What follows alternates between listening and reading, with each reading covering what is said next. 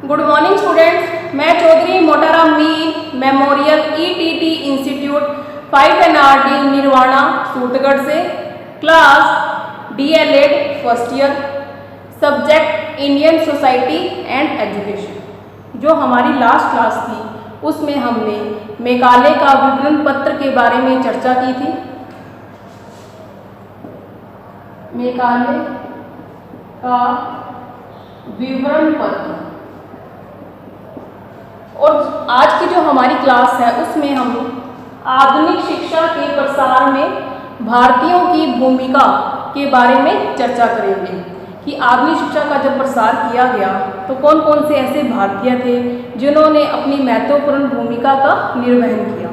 तो स्टार्ट करते हैं कि जो मेघालय का विवरण पत्र था उसमें हमने ये पढ़ा था कि जो शिक्षा नीति बनाई गई थी उसमें ये कहा गया था कि जो अंग्रेज हैं वो जो भारत का जो पारंपरिक जो ज्ञान है उसको तो संरक्षण देंगे और साथ में अंग्रेजी माध्यम के द्वारा जो पाश्चात्य विज्ञान है या फिर पाश्चात्य जो ज्ञान है उसका प्रसार किया जाएगा। अब कहते हैं कि उसमें उभरते मध्यम वर्ग के कुछ लोग थे जिनका जो अंग्रेजी शिक्षा है उसके प्रति विशेष आकर्षण था, क्योंकि कि जो आधुनिक शिक्षा थी उसके अनुसार जो भी व्यक्ति पढ़े लिखे थे उनको सरकारी जो नौकरी है बहुत आसानी से मिल जाती थी और उन्हें धन भी प्राप्त होता था और साथ में समाज में उनका सम्मान भी था। तो कहते हैं कि वो जो लोग हैं मध्यम वर्ग के जो लोग थे वो अंग्रेजी जो शिक्षा है उसके प्रसार के पक्ष में थे। अब कहते हैं कि कुछ पारंपरिक विद्वान भी थे जो ये चाहते थे कि जो अंग्रेज हैं वो भारत में अपनी भाषा या फिर जो अपनी साहित्य है उसका प्रसार ना करें, क्योंकि उन्हें ऐसा लगता था कि अगर उनके बच्चे अंग्रेजी माध्यम में पढ़ेंगे तो वो अपना धार्मिक आचरण छोड़ देंगे। तो वो ये चाहते थे कि जो अंग्रेज हैं वो केवल प्राच्य विद्वान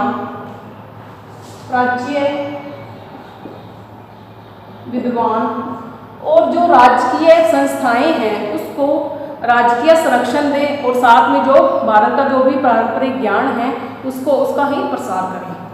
अब कहते हैं कि कुछ भारतीय ऐसे भी थे जो चाहते थे कि भारत में जो पाश्चात्य विज्ञान है उसका प्रसार किया जाए, क्योंकि उन्हें ऐसा लगता था कि जब भारत में पाश्चात्य विज्ञान का प्रसार होगा तो समाज में जो भी कुरीतियाँ हैं, जो भी कुप्रथाएं हैं या जो भी अंधविश्वास व्याप्त है वो दूर हो जाएगा, उसका समापन हो जाएगा। तो वो चाहते थे कि जो भारत है उसमें जो पाश्चात्य साहित्य उसका प्रसार किया जाए। तो वो ये कहते थे कि जो पाश्चात्य साहित्य का जो प्रसार भारत में किया जाएगा वो कहते हैं कि वो भारत की जो परंपरा है उसके विरुद्ध ना होकर बल्कि उसके साथ सामंजस्य बिठाया जाए। इस प्रकार जो है पाश्चात्य साहित्य जो है उसका प्रसार किया जाए। अब बात करते हैं कि जो आधुनिक शिक्षा के प्रसार में कौन कौन से भारतीय थे। अब जो पहले नंबर पे हैं वो है राजा राम मोहन राय। राजा राम मोहन राय। सेकंड नंबर पे है सावित्रीबाई फुले। सावित्रीबाई फुले। और जो थर्ड नंबर पे है वो है ज्योतिबा फुले। थर्ड नंबर पे है ज्योतिबा फुले। फिर नेक्स्ट है पंडिता रमाबाई सरस्वती। पंडिता रमाबाई सरस्वती। और जो नेक्स्ट है वो है ईश्वर चंद्र विद्यासागर। ईश्वर चंद्र विद्यासागर। और जो नेक्स्ट है वो है सर सैयद अहमद खान। सर सैयद अहमद खान। कहते हैं ये सब भारतीय थे जो आधुनिक शिक्षा के प्रसार में अपनी भूमिका का निर्वहन किया था। तो सबसे पहले हम बात करेंगे राजा राम मोहन राय के बारे में।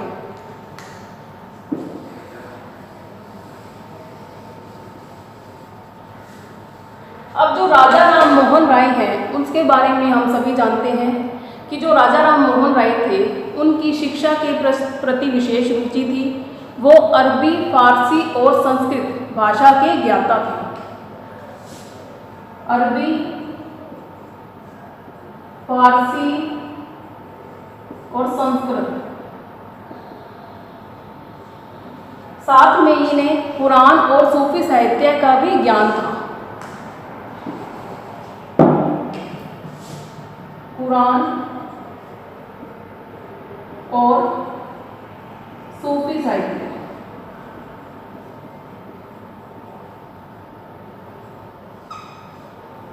इनको भी ज्ञान था।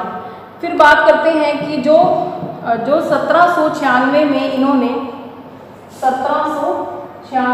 इन्होंने अंग्रेजी साहित्य का अध्ययन किया था। अंग्रेजी साहित्य का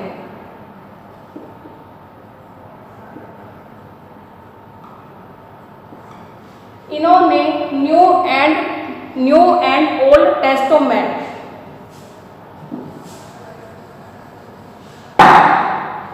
न्यू एंड ओल्ड टेस्टामेंट, जिसे कि बाइबल बोला जाता है, बाइबल। तो इनका जो ये बाइबल का अध्ययन करना चाहते थे तो इसके लिए इन्होंने 2 नवीन भाषाएं सीखी थी, जो थी ग्रीक और हिब्रू। ग्रीक और हिब्रू, ये 2 भाषाएं इन्होंने सीखी थी। अब बात करते हैं कि जो 1804 ईस्वी में ये ईस्ट ऑफ इंडिया जो कंपनी है उसके मुलाजिम बन गए और धीरे धीरे इन्होंने जो दीवान पद है उसको हासिल कर लिया। ईस्ट इंडिया कंपनी, तो कहते हैं कि जो दीवान पद था उस समय वो भारतीयों को दिए जाने वाली सबसे कहते हैं सबसे ऊंचा पद था, दीवान पद, जो कि राजा राम मोहन राय ने प्राप्त किया था। अब कहते हैं कि इन्होंने 10 वर्ष तक तो इन्होंने नौकरी की। फिर 1814 में इन्होंने रिटायरमेंट ले ली। 1814 में तो कहते हैं इसके बाद जो भी इनका जीवन था, जो भी इनका समय था, वो इन्होंने सभी जो भारत है उसे दे दिया, भारत को अर्पण कर दिया, जो भी उनका समय था। तो फिर कहते हैं कि 1830 में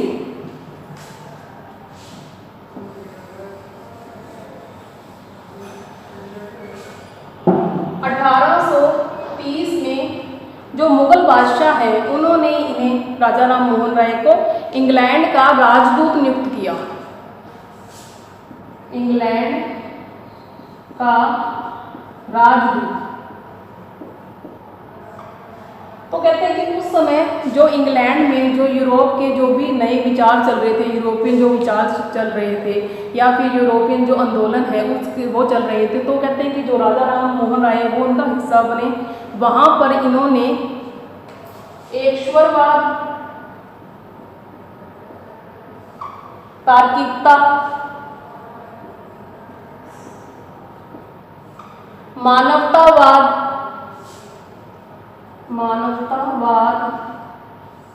स्वतंत्रता,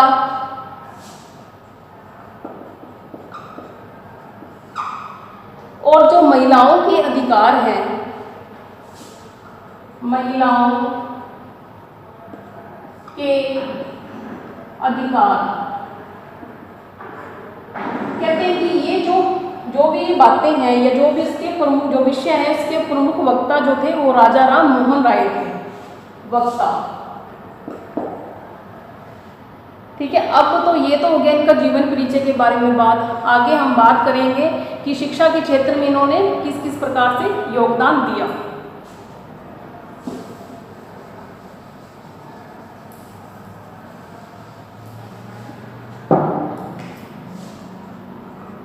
शिक्षा के क्षेत्र में योगदान।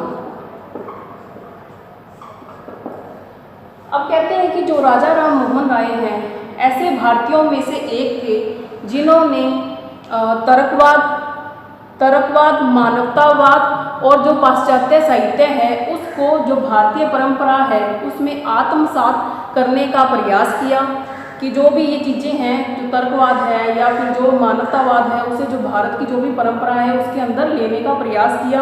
अब कहते हैं कि ये अरबी, फारसी और जो संस्कृत भाषा है उसके जो ग्रंथ थे उसके ज्ञाता थे। तो इन्होंने क्या किया कि जो भी अरबी, फारसी के जो भी ग्रंथ थे उनका बांग्ला भाषा में और अंग्रेजी भाषा में उसका अनुवाद कराया। तो इस प्रकार के आधुनिक शिक्षा का इन्होंने प्रसार किया।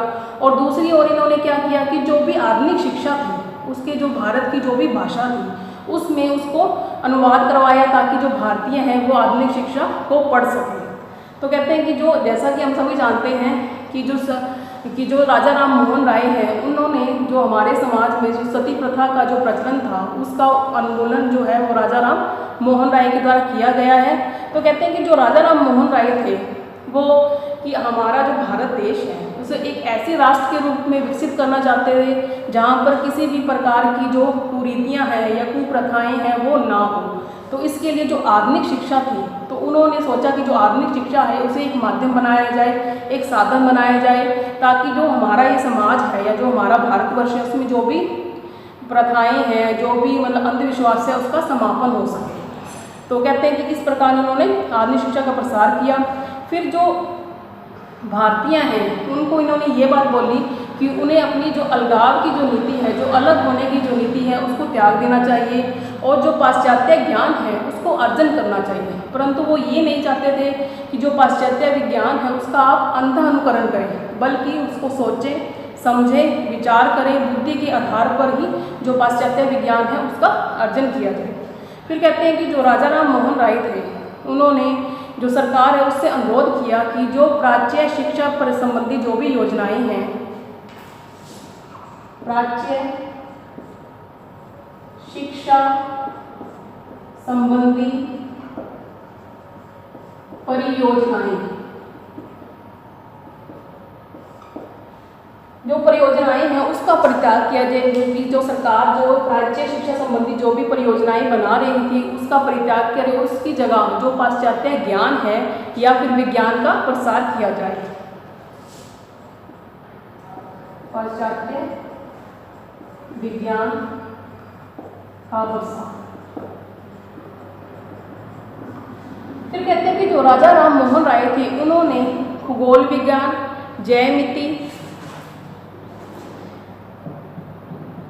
और भूगोल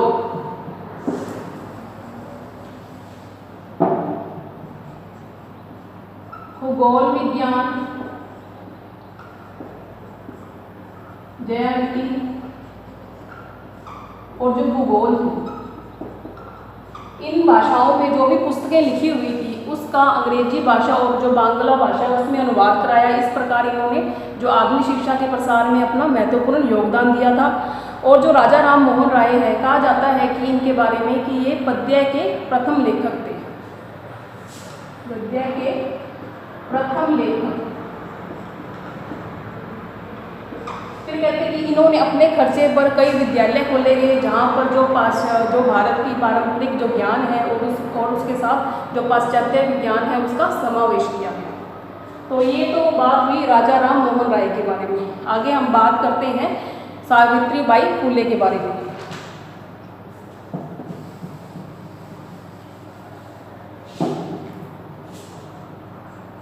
सावित्रीबाई फुले। अब जो सावित्रीबाई फुले हैं उनका जन्म 3 जनवरी 1881 में हुआ। 3 जनवरी 1881। तो कहते हैं कि जो ब्रिटिश शासन था उसमें जो ब्रिटिश शासन जब हमारे देश में जो ब्रिटिश शासन चल रहा था उसमें जो सावित्रीबाई फुले हैं उन्होंने महिलाओं के जो अधिकार है उससे संबंधित बातें कही।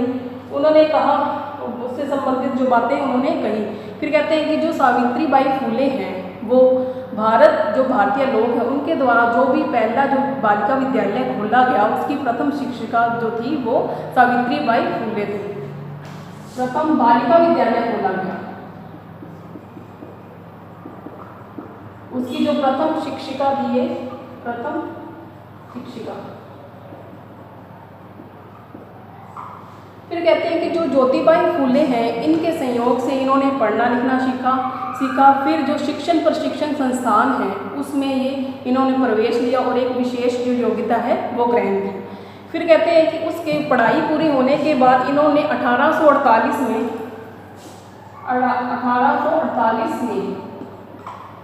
अपने पति के साथ बालिका विद्यालय खोला गया, बालिका जो विद्यालय है वो खोला। और उस समय कहते हैं कि जो रूढ़िवादी जो समाज था तो उनको ये चीज़ अच्छी नहीं लगी कि बालिका विद्यालय जो खोला गया है, क्योंकि उस समय जो महिलाएं हैं या फिर जो बालिकाएं हैं उनको पढ़ने का जो हक है वो नहीं दिया जाता था। तो अब कहते हैं कि जो पुरुष प्रधान समाज था हमारा, उसमें किसी भी महिला का बाहर जाकर कार्य करना जो है वो लोगों को अच्छा नहीं लगा। तो कहते हैं कि इसके कारण भी जो सावित्रीबाई फूले हैं उनका विरोध किया गया, परंतु उन्होंने इन विरोधों की कोई परवाह नहीं की। फिर भी उन्होंने जो अपना विद्यालय जो उन्होंने खोला था उसमें जो बालिकाएं जो पढ़ने आती थी उनकी जो स्टडी है, ये पढ़ाई है वो जारी रखी। अब कहते हैं कि जो रूढ़िवादी जो समाज थे वो कहते हैं कि इन्हें जो सावित्रीबाई फूले हैं उनको क्रोध के नज़रिए से देखते थे। और उनका जब वो स्कूल जाती थी तो उनका पीछा किया करते थे, उनको बद्दी गालियाँ निकालते थे, उनके ऊपर टमाटर, गोबर या कीचड़ जो है उनके ऊपर फेंका जाता था। तो कहते हैं कि जब उनके साथ ऐसा व्यवहार किया जाता था तो उनको बहुत ही निराशा हुई और उन्होंने सोचा कि ये जो चीज़ें जो भी मैं कर रही हूँ उसको त्याग दूँ। परंतु फिर उनके जो पति हैं उन्होंने उसको प्रोत्साहित किया, उन्होंने बोला नहीं, आपको ये कार्य करना ही है। जो समाज है, जो रूढ़िवादी समाज है उसकी जो भी बातें हैं उस पर आप ध्यान न दें। तो फिर इन्होंने क्या किया कि जब भी ये स्कूल जाती थी तो फिर अपने साथ जो भी ये बैग लेके जाती थी उसमें एक साड़ी और लेके जाती थी, क्योंकि जो घर से वो साड़ी डाल के निकलती थी उस पर तो जो लोग थे जो टमाटर के छिलके या फिर कीचड़ या गोबर उनके ऊपर फेंकते थे, जिसके कारण उनकी जो साड़ी है वो मैली हो जाती थी। फिर जो दूसरी साड़ी जो उनके थैले में थी वो उसको स्कूल में जाके जो है बदलती थी। तो कहते हैं जब वापस आती थी तो वही जो साड़ी सुबह डाल के आती थी जो मैली हो जाती थी उसको ही डालकर वो घर पर वापस जाती थी। तो कहते हैं कि ये उनका जो स्कूल जाने की जो परीक्षा है वो उनके लिए कठिन परीक्षा थी। और कहते हैं कि इनकी कठिन परीक्षा तब तक चलती रही जब तक एक व्यक्ति को इन्होंने चांटा नहीं मारा, क्योंकि जो व्यक्ति था उन्हें बेइज्जत करने की कोशिश कर रहा था तो इन्होंने उसको एक थप्पड़ मारा था। उसके बाद जो इनकी जो स्कूल जाने की जो भी प्रक्रिया उसमें जो भी कठिनाइयाँ आ रही थी वो नहीं आई। अब आगे बात करते हैं प्लेग महामारी के बारे में।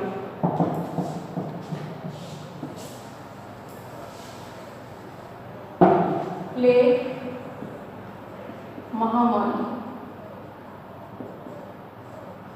कहते हैं कि जो ज्योतिबाई फूले थे उनकी जब मृत्यु होगी तो जो उनका कार्यभार था वो सावित्रीबाई फूले ने संभाला था। तो उन्होंने सत्यशोधक समाज की अध्यक्षता की थी। सत्यशोधक समाज, जो सत्यशोधक जो समाज है वो ज्योतिबाई फूले के द्वारा मतलब बनाया गया था। तो कहते हैं कि इसकी जब ज्योतिबाई फूले की जब मृत्यु होगी तो जो उसकी अध्यक्षता है सत्यशोधक समाज की जो अध्यक्षता है वो सावित्रीबाई फूले हैं उन्होंने संभाली। तो कहते हैं कि जो पुणे के अंदर एक प्लेग जो महामारी है वो फैली हुई थी, तब ये इन्होंने वहाँ के जो भी लोग हैं जो कि प्लेग महामारी से पीड़ित हैं उनके लिए शिविर लगाया और वहाँ पर इनका वो उपचार करते थे।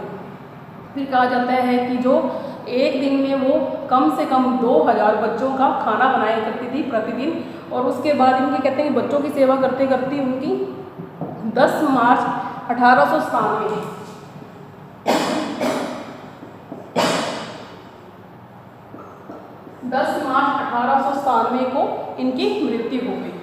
अब नेक्स्ट बात करते हैं प्रेरक व्यक्तित्व।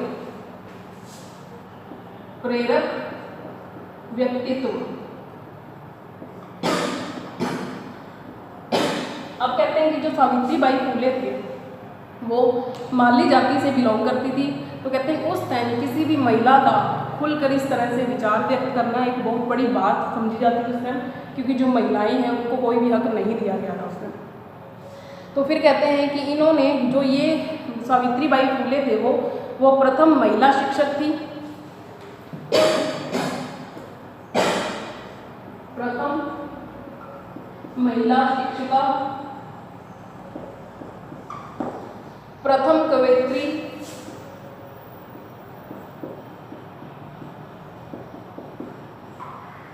मानी जाती थी। अब इनकी दो कविताएं हैं जिनका प्रकाशन हो चुका है। एक तो है काव्य फूले,